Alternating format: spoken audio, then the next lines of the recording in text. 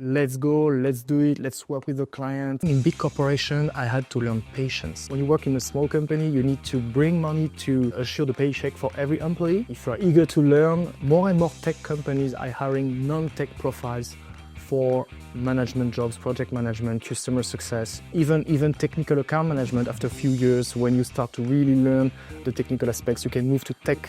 And I remember a big deal, I was $20 million deals that was assigned to me, and we knew nothing about it. How come we don't know? It's a big contract, it's a big client. Do not listen too much to the noise around you.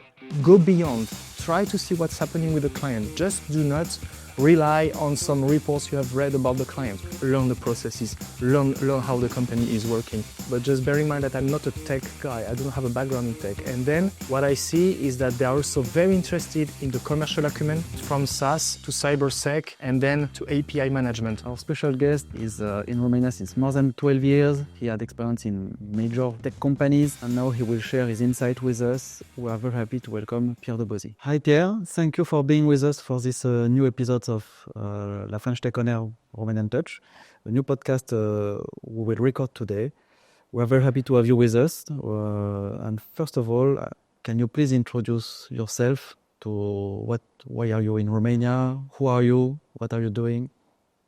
Thanks Grégoire and the team for having me here. So I'm Pierre, I'm 35 years old, and I came first time in Romania in 2012. That's a lot of time. I worked in mainly some SMEs and startups, and then I moved to big tech. And I describe myself as a polyglot, a marathon runner, and a very curious guy. Okay, and what made you choose to come to Romania as a first site? This is thanks to a great program called the Volontariat International en Entreprise. So it's like an international volunteership program ruled by Business France. And that really made me came to Romania thanks to a good contract, good conditions. And actually a lot of young people coming to Romania are coming through this contract. Okay, good. So now we know how you arrived here, how you landed in Bucharest. Yep. And can you tell us more about your connection to the tech environment or the tech industry? Yeah, so I'm not a tech guy at all. You know, I'm like Grégoire says sometimes, he's French, but not tech. I'm kind of the same profile. And I came to tech, in fact, during COVID. I was working for a listed French company working in engineering. I was manager of project by that time, and we were struggling with the automotive market, obviously, during COVID. And I started to think what we could do to expand, our sales actions. And with the team, we came to the conclusion to make some phone calls to the IT ecosystems. Even if we already had an IT department doing that, I was thinking that we should also, put an effort there. And I found a client. I found my first client after a few weeks, a month, an American company with an office in Romania. And when I looked at the negotiation and the offer we were making, the figures were much bigger than in automotive. So it made me think a bit that it's a profitable market, available despite COVID. And then a first contact came with a big tech company in Romania, Oracle. I can name them. I think they really helped me to get into tech. And this is how I landed to a senior position in customer success, taking care of tech clients. So that was amazing. Okay, so basically you don't have at the start, you don't have a background in tech, but you saw an opportunity. Correct. To put a step in. Correct. And then you improve your knowledges. Correct. You learned. Correct. Until you became an expert until you know about what you're talking about. Correct. This is also a big advantage of working with corporations. They have this huge machine of trainings and certifications. I didn't know about what is the SaaS industry, software as a service, infrastructure as a service, so platform as a service, or many acronyms in the industry I have little knowledge about. And they taught me a lot of things, giving me also the opportunity to work with amazing clients, big pharma, big banks, famous football club in Spain. And those clients also, they teach you a lot. So you need to be really open to risk, eager to learn, but big corps really help you to do that. Okay, so the big corps help you to develop your skills. Yep. But Yeah. did you also in your career had a chance or a way to work in medium-sized companies or in smaller companies? Yeah. Actually, at the beginning of my career, I worked for SMEs and through the VE program, and I did that for mainly 7, 8 years. It really gives you the sense of accountability and ownership of your tasks. When you work in a small company, you need to bring money to, to then assure the paycheck for every employee. So this is really, it has been for me a very, very big step to make you realize how important it's also to execute and not only plan. Which sometimes in big corps they plan a lot and they little execute. That's a very funny topic too. So what you are saying is when you're in a SME, you are taking more risks. Correct. Because the company is on the way to grow and you have more challenges. And when Correct. you're in a big corporation, you will learn more on specific topics. Yep. And manage bigger projects. Correct. Because the leverage are bigger than in a SME. That's true. That's really true. And I think the main challenge is to be conscious of what is your current comfort zone. In big tech or in big corporations, companies are making billions or hundreds of millions, and it's true that you can have the feeling that your actions do not count that much. But which in fact it's not true, because at the end of the day, your client is satisfied or not, you will renew the contract or not. It depends also on your work. But the fact that when you send an email and you have in CC 15 stakeholders, it can dissolve the accountability, you see. And in SME, you're the only one to call the client. You're the only one to take the project. You're the only one to build the project, or you have like maybe 2 or 3 people on that project. So it really concentrates the sense of responsibility in SME. So that's a big change between both models. So you are more challenged in an SME, but you're also challenged in a bigger corporation. What kind of challenges can you face? I think in big corporation, I had to learn patience. Because in SME, if you want to grab a new client, you just pick the phone, you attack the market, you do your own speech, you do your own presentation, you do your own PowerPoint, you name it. Well, in big tech, if you want to make a presentation for a big client, you don't just go like that. You need to work with marketing. You need to work with product management, sometimes R&D. You really need a lot of approvals, alignments, meetings and approvals from lots of hierarchical levels, and you really need to have that patience. The second, I think, you act slower, I think, in big tech, and also you also need to, I think, be a bit more political. You need to have a more structured approach, and also I would say in a nutshell, see the big picture and make your what you want to do very clear to the top management. Because at the end of the day, if you don't have the approval from them, that will be difficult to move things. So it has to be very clear for the people who decide. Exactly. Exactly. The project which is half finished. Exactly. Cannot take the best decision for the companies. Exactly. So that there is this chain of, let's say, accountability and management that you need to be aware of when you work in a big company, versus the immediate action you can take in an SME by calling prospects, doing your own thing. So it means you have more freedom when you work in a SME compared to a corpo. Yeah, yes, but by the time I also learned to, let's say, play a bit with the rules.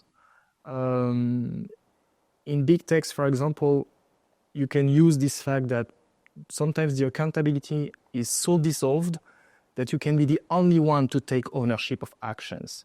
And I remember a big deal, I was $20 million deals that was assigned to me, and we knew nothing about it.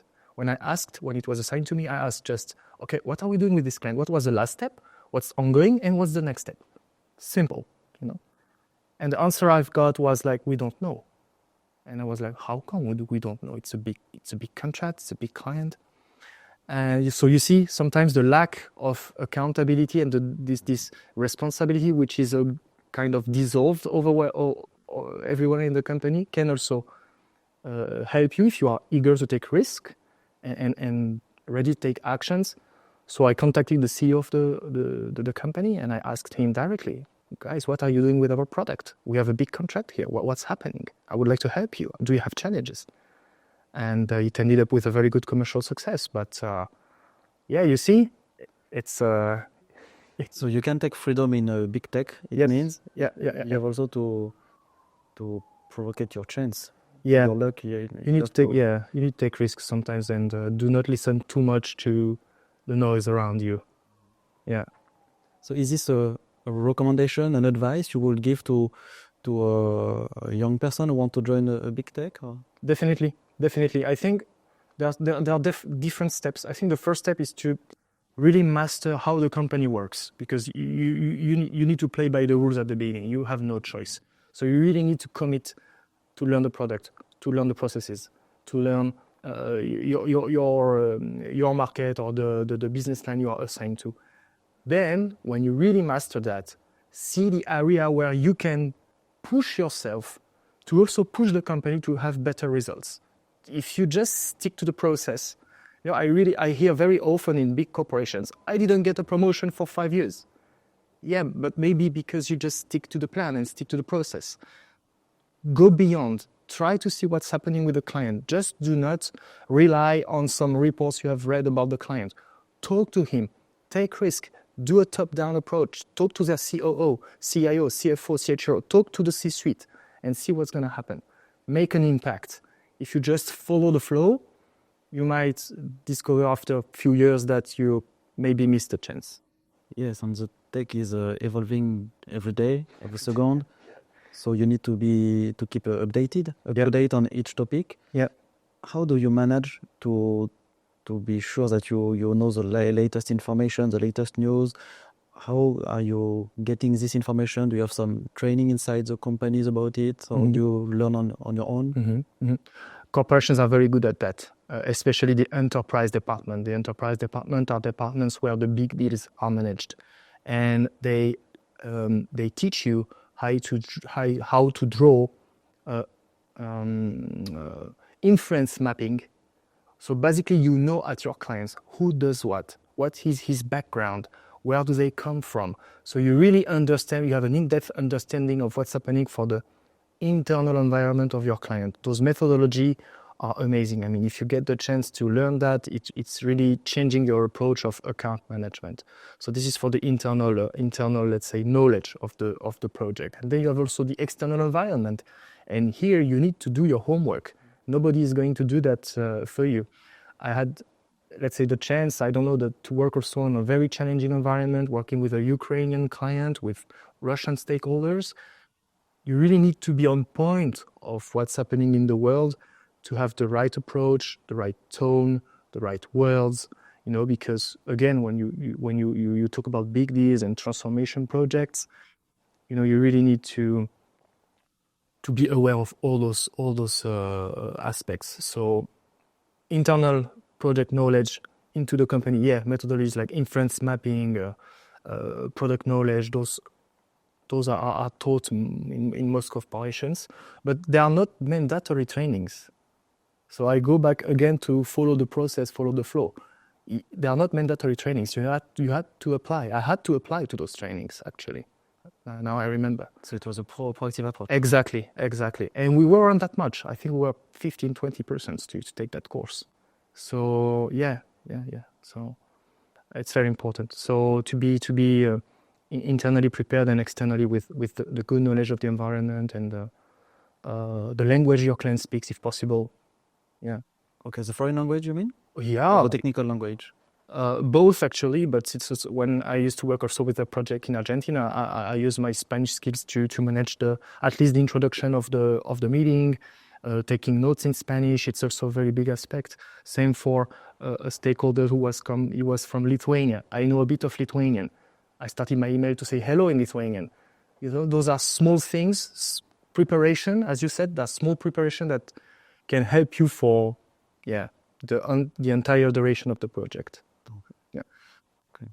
So you started your career like 8 years ago in the tech industry. Yeah, roughly. Yeah. What shocked you the most in the evolution of tech in your career? The first thing that shocked me when I first moved to a tech, let's say a tech job, was the amount of information you can get in the corporation. You mean data? That data, and also the amount of processes, of people, of departments. You have companies working on CX, ERP, HCM, different products, cloud technology, SaaS, on-prem. There are so many different components that it's I remember my first 3 months in a big tech. I was like learning a new language. It's like learning a new language. It's like you feel like you are back to school. You are 6 years old and you start to learn how to read and how to write. That's exactly the same in tech for me. And it was no fear to arrive in such an environment? Yeah, I mean, the fear I had at the beginning was the relationship with the client, because in a senior position, you really need to, to bring assurance, to show that you know what you are doing, to show how to plan, how to have a strategic approach with your clients. So you really need, and I also go back to what I've told you before regarding the processes. First step, learn the processes, learn how the company is working. That's fundamental, and it's a lot of work. It's a lot of work, a lot of long hours. Yeah. Okay, so one of the advices to give to someone who wants to join the tech industry is to don't be afraid if you don't understand anything on the first Exactly. I have a finance background, so I'm good with figures, but I didn't have a tech background. But if you're eager to learn, more and more tech companies are hiring non-tech profiles for management jobs, project management, customer success, even technical account management. After a few years, when you start to really learn the technical aspects, you can move to pure tech positions, even if you do not have a tech background. In Romania, there are a lot of profiles like that. So, yeah. But what someone who does not come from a tech at a management position can bring more compared to someone who comes from tech? Why to make this choice? That's a very, very good question.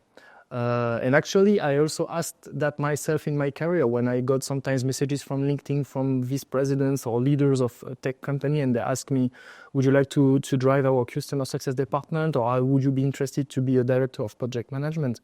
And the first thing I always answer is that, guys, I would be happy to discuss, but just bear in mind that I'm not a tech guy. I don't have a background in tech. And then what I see is that they are also very interested in the commercial acumen, so the sales part of your skills, the way you discover the client, methodology or discovery methodologies, and then the way you can understand the technology. It doesn't mean that you know how to code. I don't know how to code, but the faster you can understand the technology.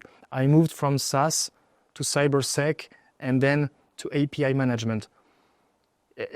And I don't know how to code. I don't know how to create a product, but you need to be versatile and really be ready to understand the product, the messaging of your product, the impact of your product. You do not need to be that tech. And usually, versus a tech profile that I've seen in companies who are more into the product, and sometimes they have this fear that don't launch the project, it's not ready.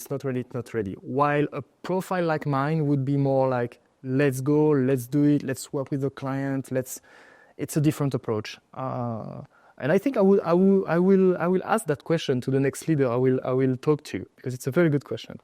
So we come back to the point to take risk. Yeah. And not to stay at your place, but to have no fear to move a bit further than the others. Yeah.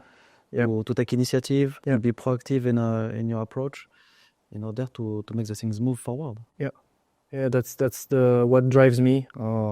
Even, in fact, living abroad is already a risk. Living abroad, so it really helps you to be open to risk, to take risk, and in fact, I looked at the psychological aspect of it. It's not necessarily also taking risks. It's also expanding your knowledge zone. We always talk about the comfort zone. Yeah, but in fact, what are you doing when you move from industries to industries? You expand your knowledge zone. And then you are not very afraid versus maybe an employee who worked 20 years in the same field with the same clients versus me who worked in tech for some years with different type of clients, big, small institutions, public sector, private sector, listed company or non-listed company in pharma, banking, football club, you name it. It gives you this open-mindedness that makes you believe that everything is almost possible.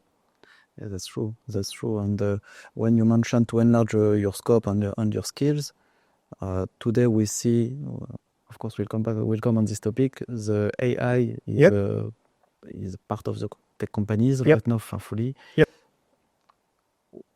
Were you surprised in your experience about the way AI is used where you worked or where you are currently working? Mm-hmm.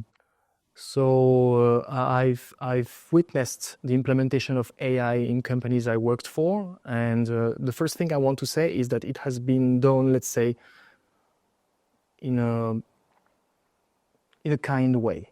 Like AI is not like here to cut jobs; it's here in order to help you to achieve concrete objectives that you have with your clients. I will give you an example.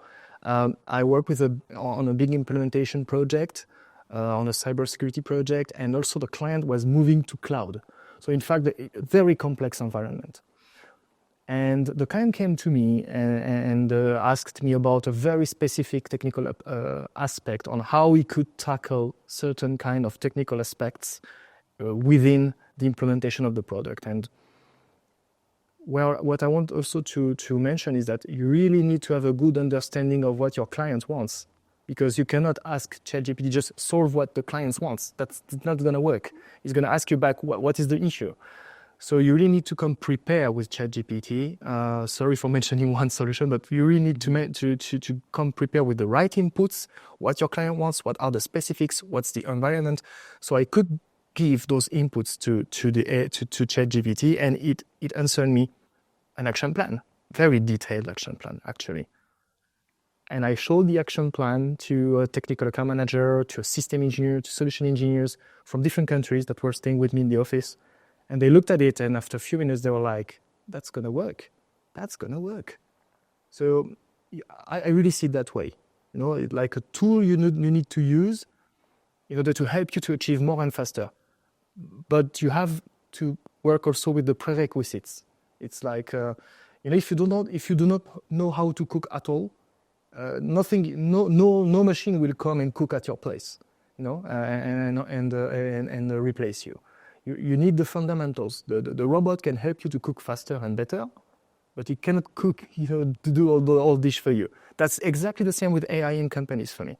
It's if I didn't come with the right inputs and the exact problem we have with the clients, that wouldn't work. Okay, so it can help you to confirm a way to make a process, or to prepare a summary to be double-checked by humans, experts, to confirm it's the way, because maybe they have more additional elements to be taken into consideration. Exactly. So you need. That's what I mean, you can't just this fear of is going to replace people. Maybe manual work, maybe I don't know, but jobs with high level of let's say interactions, that's not gonna happen. It's gonna help. And the second aspect, a different product have been implemented when I was also working in a different company. It was helping us to gather the notes we were taking from clients meeting, and it was identifying what were the key points and what would maybe miss from the conversation, what subject we could tackle more, what risk it was also discovering from the conversation we were having. But again, it was helping us to see like the broader view of the client relationship. But the inputs were coming from my interactions with the clients. So you really need to be good at that. If you do not understand what your client wants, what he's doing, AI won't help you as well. Okay. Yeah. So it can also help you to be more efficient in your decisions, more efficient and faster in the way you are working, and maybe to point out some key elements which in a discussion you maybe missed because we are focused on other challenges. Yeah, completely. So now you entered in a new era in which you have to learn more. Yep. Which is passionating. Yeah. Will impact the coming years. How do you feel about it? I'm a curious by nature, and but I see several things. The first thing is that when I entered in tech, I really realized that the competition is really big. I mean, if you go to Bangalore, if you go to Beijing, London, Seattle, or Silicon Valley, things are moving so fast that learning and adapting is not even a prerequisite. This is what you have to do if you want to survive. And I'm not talking even as a company or it's also as an individual. If you really want to strive in tech, and in every domain, I think, competition is so strong. So my call would be, don't stay just and follow the process and stay into your comfort zone. Learn, look around you. If you stay too long in a company, apply to jobs. If you like Italian or Spanish, learn a language. You have so many AI tools now, you have applications, everything is there. You don't need to spend €1 to learn everything on YouTube videos. We are doing this podcast, sharing our knowledge. It's for free. It's all for free for the users. Use that. Go outside, listen to podcasts. It's everything here, because if you don't do it, others are doing it. And countries like China or India, they will produce millions of people available on the market in the coming years with very good English. I was watching a video on YouTube about how Spanish language is expanding in China, and these guys, they speak better Spanish than me right now in some schools in China. And so who's going to take the leadership on Spanish-speaking project in Europe? So you really need to think that way. If you do not learn and get this drive to go further and expand your knowledge, you're gonna have a hard time. Yeah, that's true. Yeah. That's true. Yeah. All right. Thanks a lot, Pierre, for this very helpful and great insight, for your positivity. You're welcome. And for sharing so much information with us. We are very glad to have you in our podcast, to have you on board, and I wish you the best for the next steps. Same for La French Tech. Thank you for everything you do. You're great guys. Thank you, Pierre. Thank you. It is the end of this podcast. I hope you enjoyed it. A big thanks to Pierre for being with us today, and also a big thanks to Hotspot for giving us the space, this great location in the middle of Bucharest, to record this podcast. Don't forget to subscribe to our social media pages to follow the next news coming up, the new podcast. Many great things are coming up. We're looking to see you very soon in our events also.